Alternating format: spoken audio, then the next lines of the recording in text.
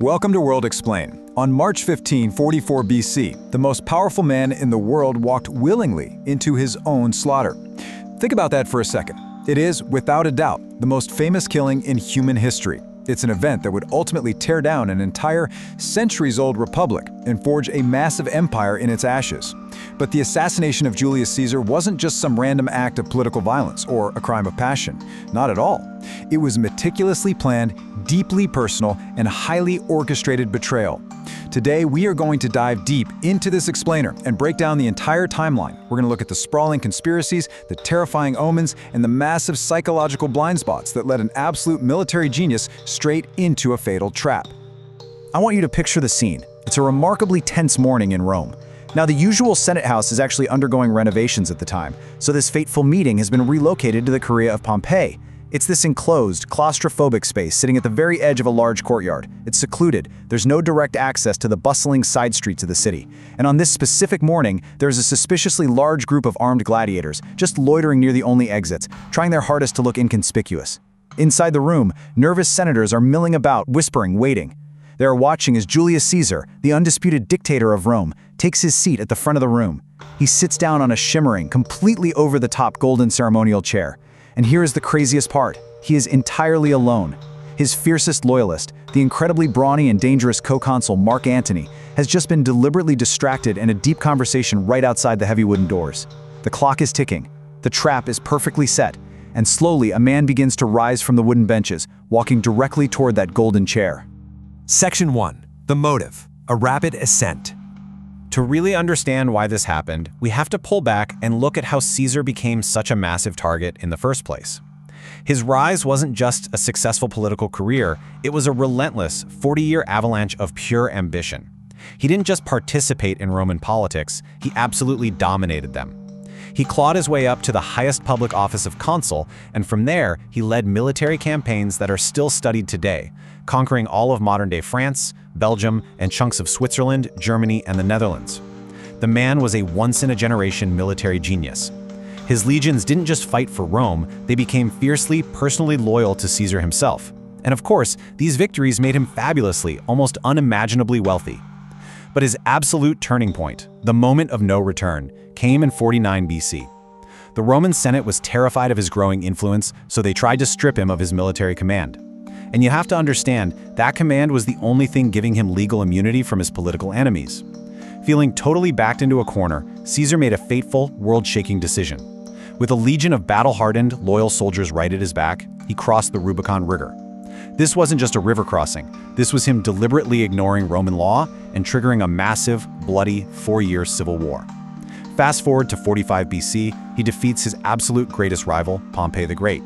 And just 1 year later, in 44 BC, the cowed Senate grants him the unprecedented, mind-boggling title of Dictator for life.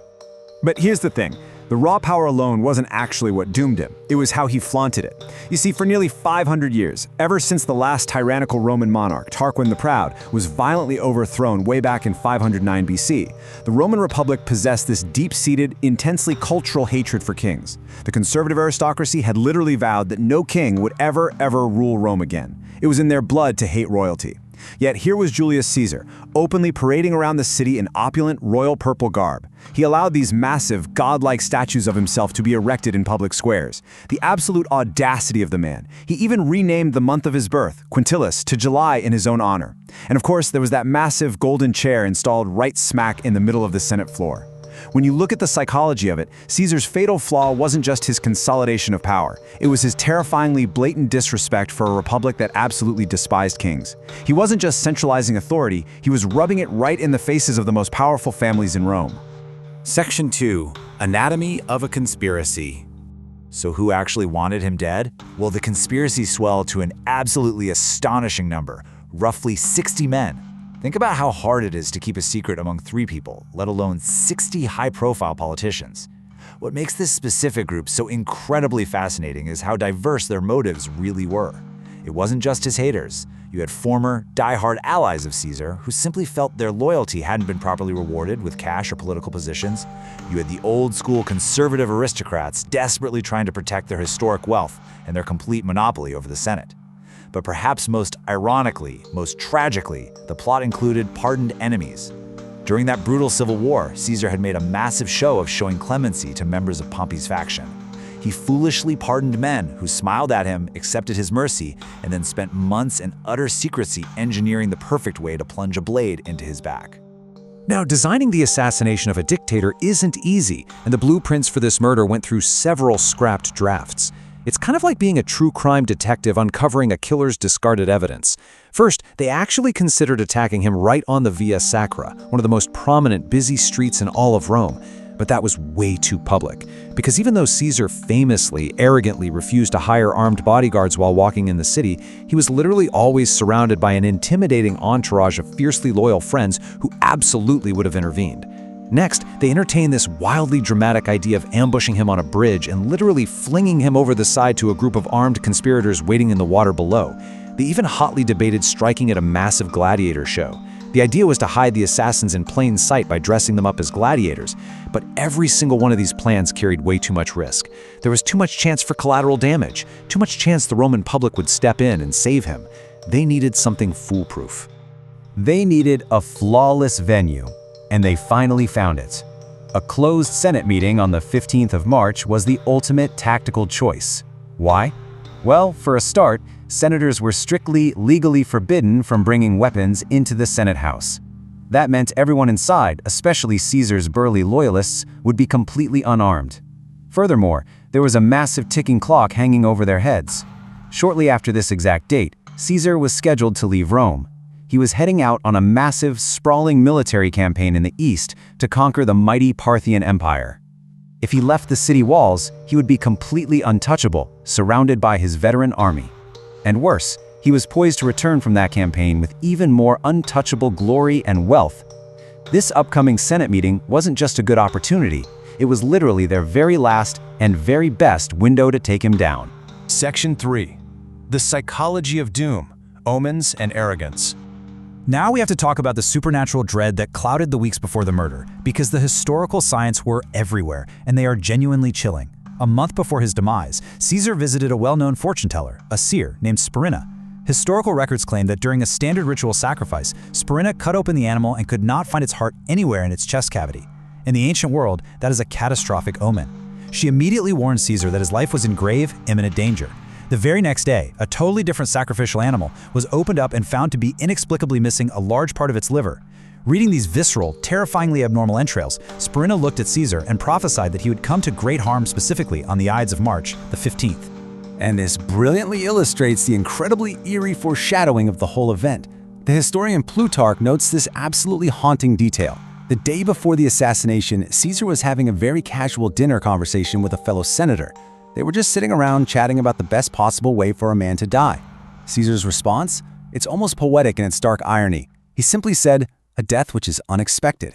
He was literally walking right toward the precipice, completely blind to how close his foot was to the edge. The night before the assassination honestly reads like a script for a horror movie. While Caesar and his wife Calpurnia slept, the heavy wooden doors and windows of their bedchamber suddenly flew open all at exactly the same time.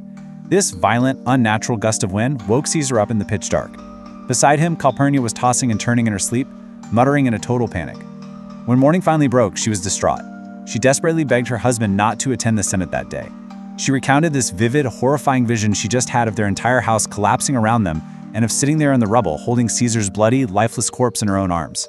Now, Caesar wasn't known for being a heavily superstitious guy, but the sheer volume of these bad omens actually rattled him. I mean, how could they not? He even summoned his own personal seers, who also reported horrific, terrible signs for the day.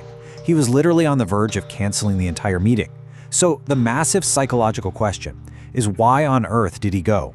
Well, a conspirator he deeply personally trusted, a man named Decimus Brutus, paid him a morning visit. Decimus masterfully manipulated the dictator's massive ego.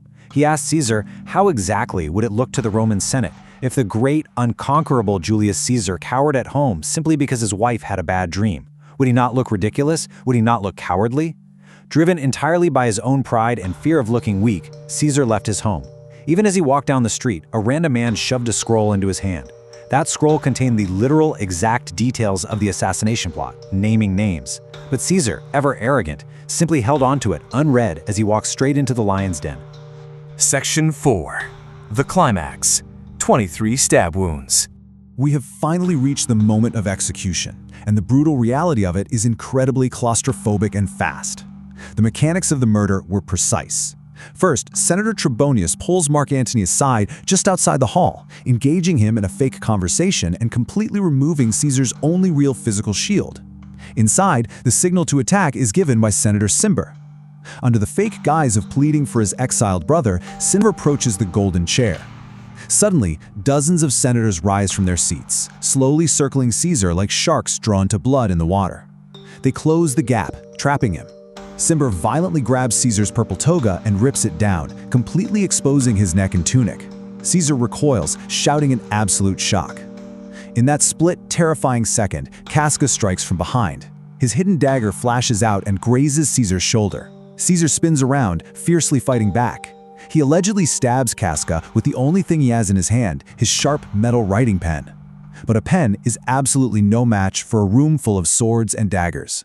Complete, unbridled frenzy erupts. In a matter of seconds, Caesar is enveloped in a terrifying, suffocating shroud of white togas as desperate, panicking senators hack and slash at him from literally all sides. Two of his loyalists in the room try to push through the furious mob to save him, but they are violently shoved back. And then comes the ultimate, truly devastating betrayal. Marcus Brutus steps forward. This was a man who had fought against Caesar for Pompey, a man who was shown deep, profound mercy and extreme political favor by the dictator. In the chaotic, bloody crush of bodies, Brutus drives his dagger directly into Caesar's groin. It is a deeply personal, intensely intimate, and intentionally humiliating strike.